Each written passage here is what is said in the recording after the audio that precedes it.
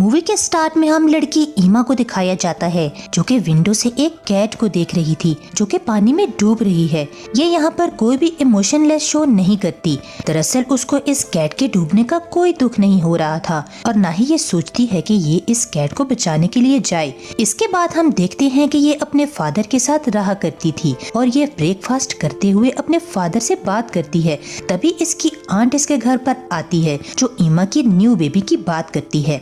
Actually ईमा की जो फर्स्ट बेबी सीटर थी, यानी कि उसके घर में उसकी देखभाल किया करती थी, उनका एक्सीडेंट हो गया था और कोई भी नहीं जानता था कि उनका एक्सीडेंट कैसे हुआ। और अब भी ईमा की आंट ने उसके लिए न्यू बेबी सीटर ढूंढ ली और अब ये दोनों बातें कर रहे होते हैं तो ईमा इनको डेड कैट के बारे में बताती है। तभी हम देखते हैं कि ईमा के फादर उस मरी हुई कैट को पॉन्ड से निकाल रहे थे। हम ईमा को देखते हैं कि इसके फेस पर जरा सा भी अफसोस नहीं था कि अगर वो इस कैट को बचा लेती तो शायद ये बच जाती। उसके फादर को देखते हैं कि जो इसकी न्यू बेबी सीटर का इंटरव्यू ले रही है, वो इस बेबी सीटर के बिहेवियर को देखकर इसको रख लेते हैं।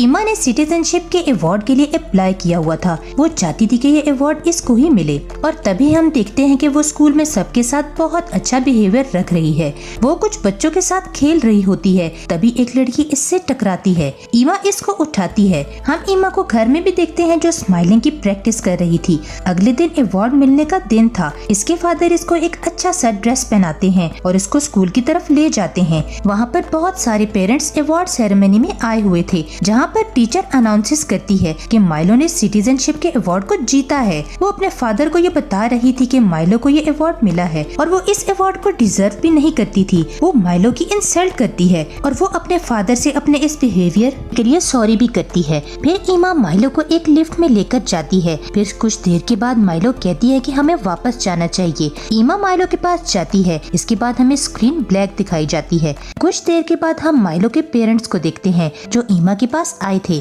क्या तुमने हमारी बेटी माइलो को देखा है? उसने काफी देर से उनको नहीं देखा। तभी वो लड़कियां जो क्लिफ की तरफ से वापस आ रही थी वो मदद के लिए चिल्लाती हैं। माइलो के पेरेंट्स भी उन लड़कियों के पीछे जाते हैं। वो जाकर देखते हैं कि उनकी बेटी पानी में डूब कर मर चुकी थी। उसको सीपीआर ट्रीटमेंट भी दिया जाता है मगर उसकी तो डेथ हो गई थी। अगले दिन ईमा के फादर उससे पूछते हैं कि वो कैसा फील कर रही है उसकी फ्रेंड के बारे में, मगर ईमा तो इस बात को मुकम्मल इग्नोर कर देती है कि जैसे उसको अपनी फ्रेंड के मरने का बिल्कुल दुख नहीं हुआ। फिर उस दिन ईमा की बेबी सीटर भी घर आ जाती है। ईमा रात को देखती है कि उसकी बेबी सीटर उसके फादर की मेडिसिन को देख रही थी। वो सोचती है कि शायद इसको चुराना चाहती है। फिर जब ये अपनी बेबी सीटर के साथ मूवी देख रही होती है तो ये उसको बताती है कि मैंने देखा कि तुम मेरे फादर की मेडिसिन को चुराना चाहती थी। तो ये कहती है कि अगर जो भी काम मैं तुम्हें कहूँगी तो वो तुम्हें करना होगा। इसके बदले में मैं अपने फादर को कुछ भी नहीं बताऊंगी। इस बात पर बेबी सीटर को बहुत ज्यादा गुस्सा आता है मगर फिर भी वो ईमा की बात मान लेती है। अगले दिन माइलो का फनरल था जिस पर सभी लोग रो रहे होते थे। तभी हम ईमा को भी देखते हैं जो माइलो के पेरेंट्स के सामने रो रही थी। वो ये प्रिटेंड कर रही थी कि जैसे उनकी बेटी का मरने का दुख इसको बहुत ज्यादा है। ईमा के फादर जब माइलो के पेरेंट्स से बात कर रहे थे तो वो इनको बताते हैं कि माइलो का मेडल भी मिसिंग है। ईमा के फादर जब ये बात सुनते हैं तो बहुत ज्यादा परेशान हो गए थे। उसी रात ईमा के फादर लॉन्ड्री के लिए इसके रूम में कपड़े लेने जाते हैं तो वहाँ पर उनको माइलो का मेडल मिलता है। तभी इनको ईमा पर शक हो गया था। ये वहाँ पर कुछ पिक्स भी देखते हैं जिसमें ईमा कब से माइलो को घूर रही थी। उनको अपनी बेटी पर शक हो गया था। अगले दिन ईमा की टीचर पुलिस ऑफिसर के साथ ईमा के घर पर आती है। वो इसके फादर से बात करती है और बताती है कि कुछ बच्चों ने ईमा को क्लिफ पर माइलो के साथ देखा था। उसकी डेथ से पहले रात को ईमा के फादर ईमा से पूछते हैं कि क्या तुम माइलो के साथ क्लिफ पर गई थी? ये कह देती है कि मैं तो नहीं गई थी। इस बात पर ईमा के फादर उससे कहते हैं कि कुछ लोगों ने तुम्हें माइलो के साथ क्लिफ पर देखा था। इस बात पर उसे गुस्सा आ जाता है। वो कहती है कि ये बात आपको मिसेस एलिस ने बताई है, वो तो मुझे पसंद ही नहीं करती। नेक्स्ट डे हम उसी बेबी सीटर को देखते हैं जो ईमा के फादर के वर्किंग प्लेस में जाती है और वहाँ पर सिगरेट पीने की परमिशन मांगती है, जिस पर ईमा के फादर उससे कहते हैं कि वो यहाँ पर स्मोकिंग नहीं कर सकती क्योंकि यहाँ पर बहुत सारे केमिकल्स हैं। बाद में यही बेबी सीटर ईमा के साथ बाहर जाती है ताकि ये दोनों खेल सके। तभी ये देखते हैं कि घर के बाहर मिसेस एलिस की कार है। बेबी सीटर ईमा को बताती है इसके खिलाफ एक केस रखा गया है। ये कहा जा रहा है कि जब माइलो की डेथ हुई थी क्लिफ पर तुम भी उसके साथ थी। फिर बेबी सीटर ईमा को अंदर लेकर जाती है और इसको डराने की कोशिश करती है और बताती है कि अगर तुमने ऐसा किया है तो तुम्हें इलेक्ट्रिक चेयर पर बिठाया जाएगा। और इस बात पर ईमा बहुत ज्यादा डर जाती है, मगर फिर भी वो एक्सेप्ट नहीं करती कि उसने कुछ किया है। अगले दिन हम बेबी सीटर को देखते हैं, वो पूरे घर में ईमा को ढूंढ रही थी। तभी हमें रूफ पर एक वेस्प दिखाया जाता है। ईमा की टीचर जो कि ड्राइव करके अपने घर जा रही थी, तभी वेस्प इसको डिस्टर्ब करता है। फिर हम उनकी कार की बैक सीट पर वेस्प देखते हैं, जो कि ईमा ने ही उनकी कार पर रखा था। उसने ये प्लान किया था कि किसी तरह इसकी टीचर की भी डेथ हो जाए एक्सीडेंट से। ईमा की बेबी सीटर भी वो मेडल देख लेती है, जो कि माइलो का मेडल था, और वो अब इस मेडल को ले जाकर उसके फादर के रूम में लैंप में लटका देती है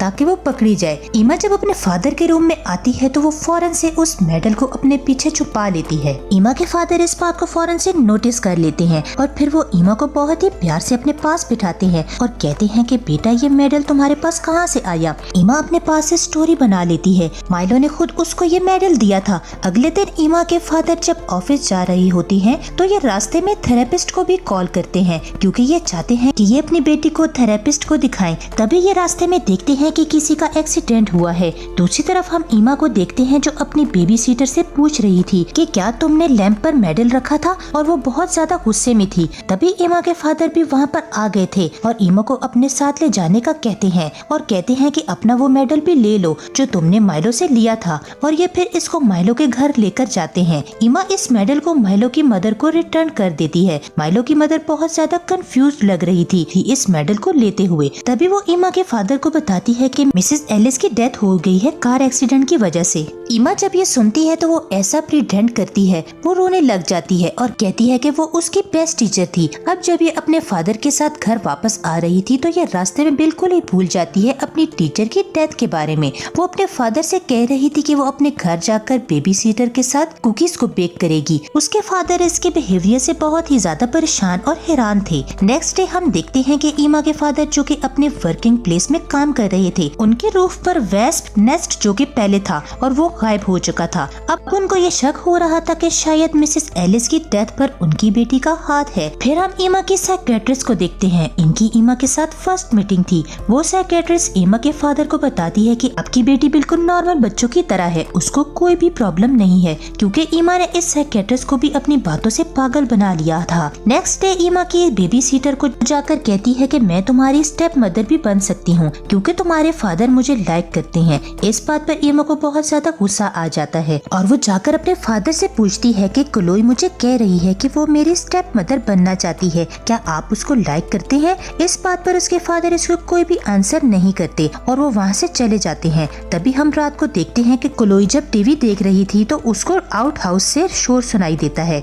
ईमा को ढूंढने के लिए घर से बाहर जाती है, जाकर एक शेडो दिखती है। ये फौरन से आउट हाउस में चली जाती है। तभी वहाँ पर आउट हाउस का डोर बंद कर देता है। ये आउट हाउस में फंस जाती है और तभी हम देखते हैं कि आउट हाउस में आग लग जाती है। क्लोई जो कि विंडो से देखती है कि बाहर ईमा खड़ी थी और ईमा ने ही इस आउट हाउस में आग लगाई थी। क्लोई को मारने के लिए क्लोई को देखते हैं जो कि आग में जलकर वहीं पर मर जाती है। जब ये बात ईमा के फादर को पता चलती है तो वो जल्दी से फायर फाइटर को बुलाते हैं। वो आकर जल्दी से आग बुझाते हैं, मगर उस वक्त तक क्लोई की डेथ हो गई थी। इसके बाद रात को ईमा के फादर उसके रूम में आते हैं और उससे आकर पूछते हैं कि तुमने ही माइलो को मारा था। वो कहते हैं कि बेटा मैं तुम्हें बचाने के लिए सब कुछ करूंगा, मगर तुम्हें मुझे सब कुछ सच सच बताना होगा। इस बात पर ईमा अपने फादर को बताती है कि हाँ मैंने ही माइलो को नीचे गिराया था। ईमा के फादर पहले वाली बेबी सीटर के बारे में भी पूछते हैं तो वो कहती है कि हाँ उसने मेरे गुस्से से हाथ पकड़ा था, जिस पर मैंने उसे स्टेयर से धक्का दे दिया था। एंड पर उसके फादर उससे क्लोई के बारे में पूछते हैं। अब ईमा को बहुत ज्यादा गुस्सा आ गया था।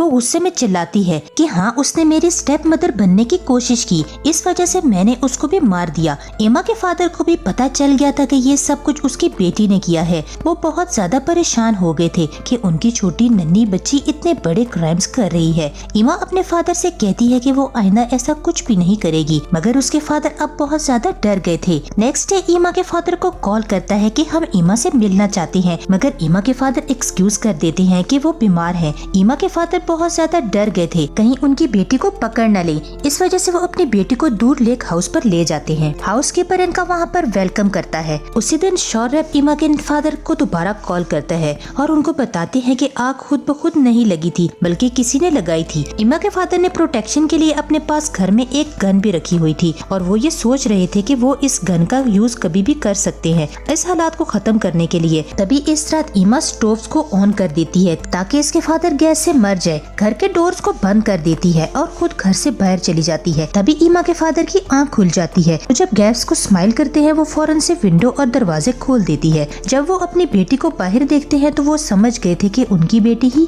उन्हें मारने की कोशिश की है। वो अपनी बेटी के पास जाते हैं और उससे पूछते हैं कि तुमने ऐसा क्यों किया। वो गुस्से से कहती है कि अगर आप मर भी जाए तो मेरी आंट बहुत अच्छी है, मैं उनके साथ रह लूंगी। उसके फादर बहुत ही आराम से घर वापस आते हैं और फिर रात को इसको हॉट चॉकलेट में ड्रग्स डालकर दे देते हैं। नेक्स्ट सीन में हम देखते हैं कि एमा अपने फादर के पास खड़ी है जिसके हाथों में गन है। वो अपने हाथों से अपने फादर को शूट करती है मगर ये बुलेट इसके फादर को नहीं लगती, तो वो बुलेट जाकर पिलो में लग जाती है। तभी इसके फादर जाग जाते हैं और कहते हैं कि तुम अब तक कैसे जाग रही हो। तो एमा कहती है कि आपने मेरी हॉट चॉकलेट पे ड्रग्स मिला दिए हैं जिससे मैंने अपनी चॉकलेट को आपसे रिप्लेस कर दिया। एमा अपने फादर को शूट करना चाहती थी, तभी इसके फादर इससे गन छीन लेते हैं। तभी एमा जल्दी से 911 पर कॉल करती है और बाथरूम में जाकर छुप जाती है और कॉल करके बताती है कि इसके फादर इसको मारना चाहते हैं। इसका गार्ड भी गन की आवाज सुनकर वहाँ पर आ गया था। ये आकर देखता है कि एमा बाथरूम में छुपी हुई है और इसके फादर इसको गन पॉइंट पर